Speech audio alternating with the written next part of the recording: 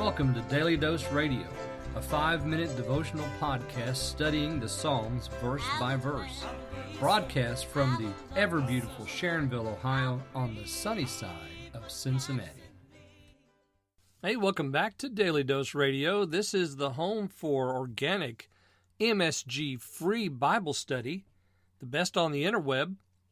And if you're the kind of person that likes podcasts, and you're the kind of person that likes devotions, and you're the kind of person that likes the Bible, then you're probably going to like the School of Wisdom podcast. I hope you'll check it out. We're launching that this week in the Bible Bistro, and it's going to study the book of Proverbs chapter by chapter for 31 weeks. As I said, it launches this week, so check it out. Also, you can get the additional material that you need for the podcast on my website, my-dailydose.com. All right, we're looking today at Psalm 89, verses 9 through 11. So I said we're doing Psalm 89 in 3 parts. So today we're going to do 9 through 11, and then by the end of the week we'll be down to verse 18. But I want you to keep in mind that as we do each section of Psalm 89, they all build on one another. We're going to see several of these themes that we've already established repeated again in the psalm in different places. And the 2 main themes are the greatness of the Lord and what He's done, His wonders, and the supremacy of David and his house, because the Lord chose David. So those are going to be the 2 big ones that we're going to watch.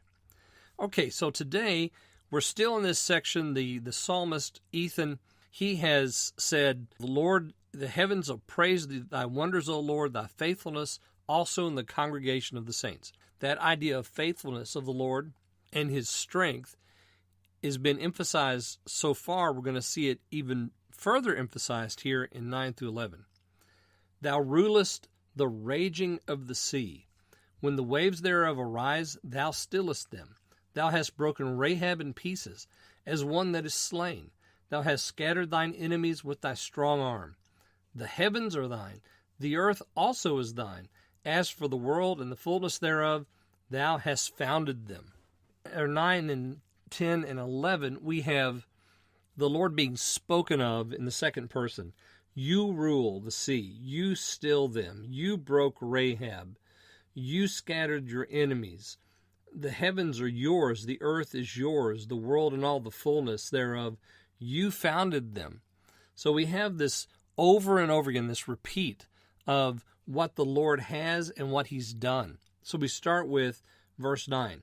"Thou rulest the raging of the sea. When the waves thereof arise, you still them."